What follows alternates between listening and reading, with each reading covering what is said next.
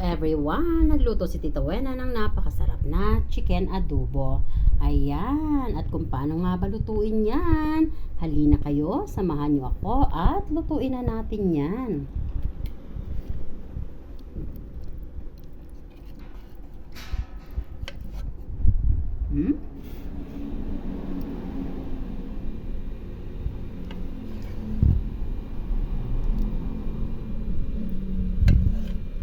Let's cook!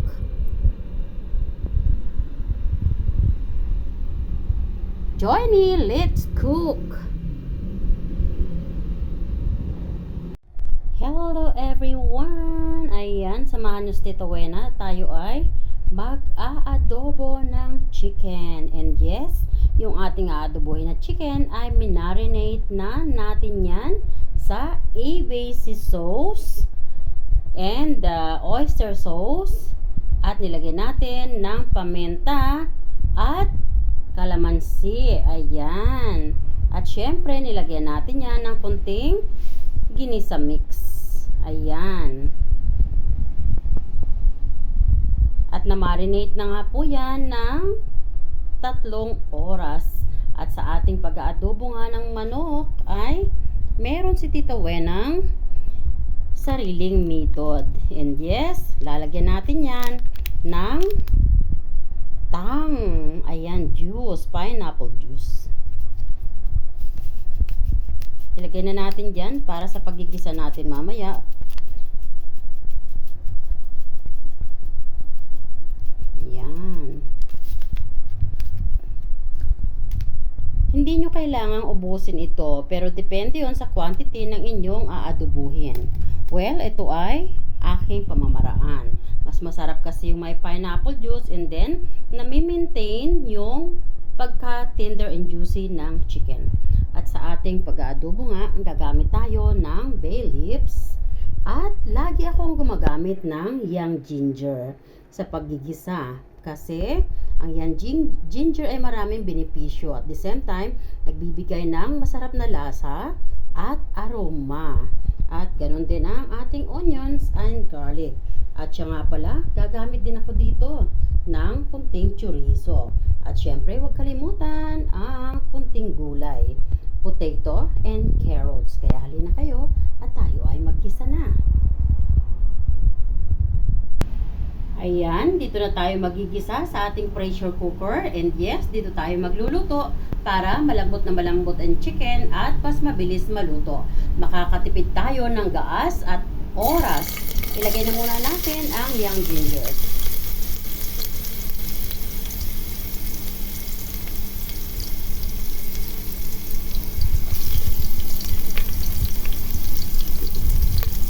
Ayan, matapos natin ilagay ang young ginger, ay halu-haluin lang natin. Pag nakita natin na medyo na golden brown na yan,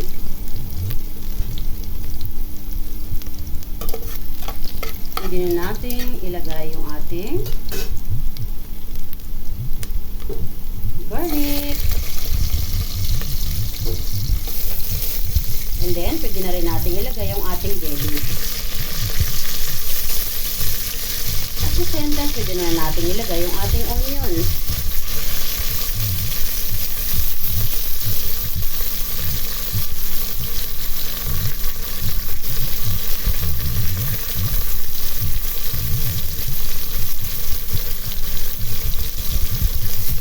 And then, haluin lang natin.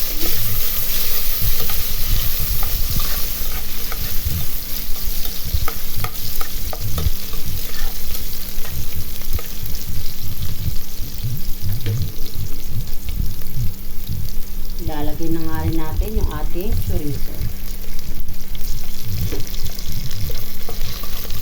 Iprituin lang natin ng konti yung chorizo. Kukunin ulit natin yan. Dahil ilalagay natin yan mamaya sa ibabaw ng manok.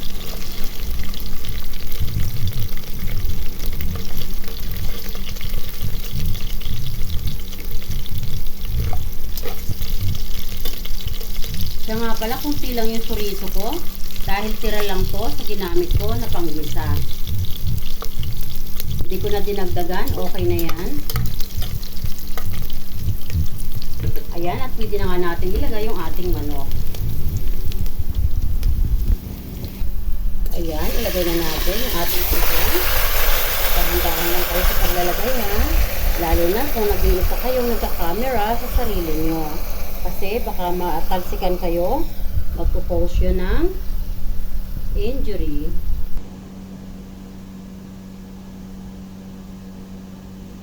So, ayan mga guys, pagkatapos nga natin ilagay yung ating chicken, at tinanggal na nga rin pala natin yung calamansi peel na isinama natin sa pagmamarinate. And yes, isinama natin yung calamansi peel sa pagmamarinate kasi yun ay nakakatanggal ng langsa. But take note sa ating pag-aadobo, bago natin ilagay sa lutuan ang ating chicken, tanggalin na muna natin yung calamansi peel dahil magkukause yun ng pagpait ng konti lang naman na pagpait. So ayan, at makatapos nga natin halu-haluin yan, huwag na muna tayong maglalagay ng extra ingredients dahil sa pagmamarinate natin ng chicken ay kumpleto na po yan ng ingredients. At yung mga ingredients nga niyan ay yung minention ko sa inyo earlier. And now, pwede na nga natin ilagay yung ating potatoes and carrots. Dito na lang natin ilalagay sa ibabaw. Ayan.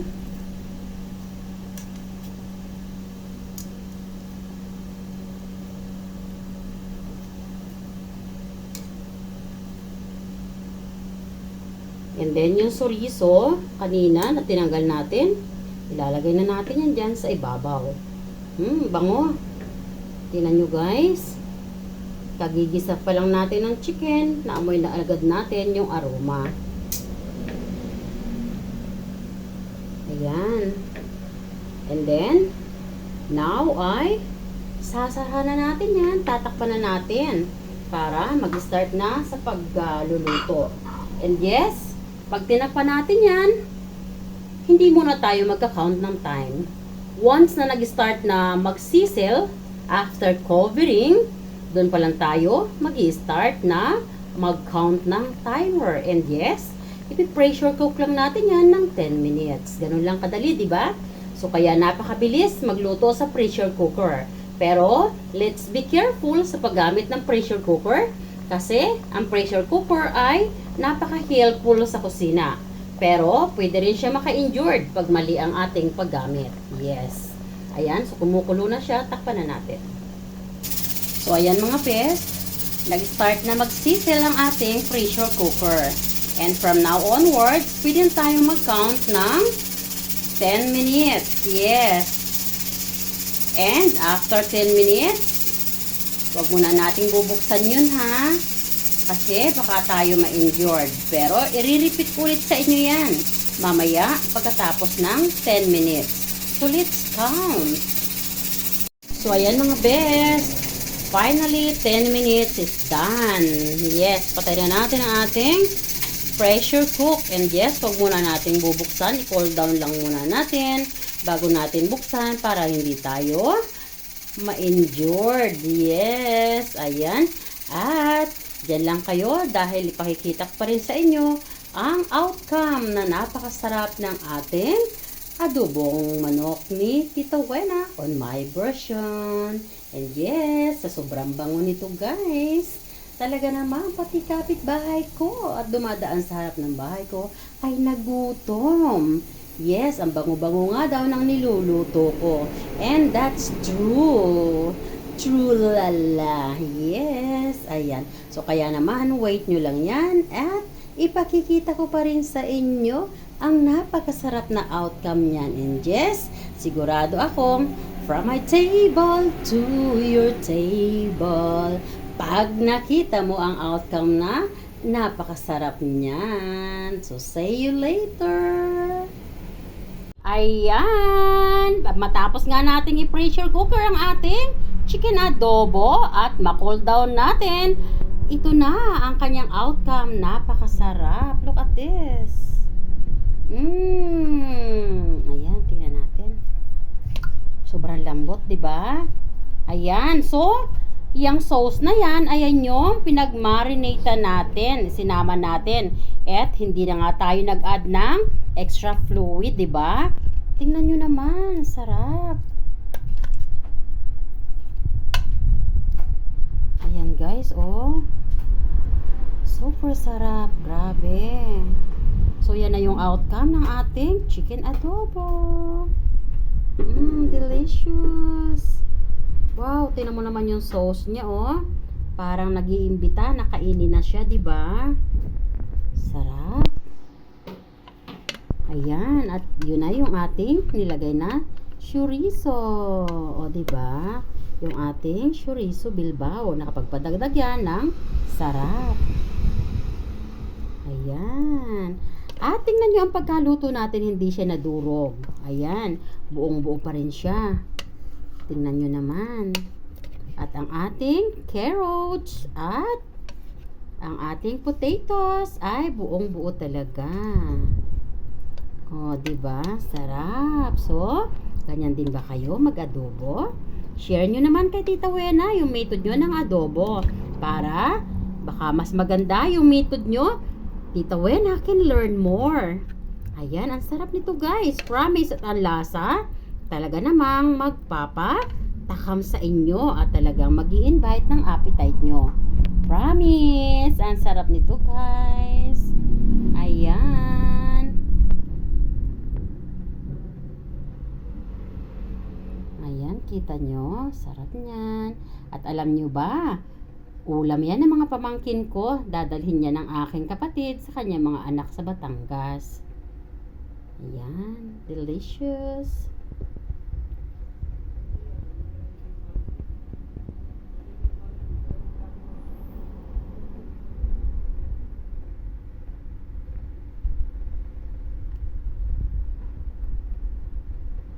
So, ayan mga bes. So, sana ay may hatid naman ako sa inyo na masarap na putahe. At, try mo na rin to para naman from my table to your table. Sobrang sarap nito guys, promise. Ayan. Ang masarap na adobo ni Tita Wena and my version. Look at that.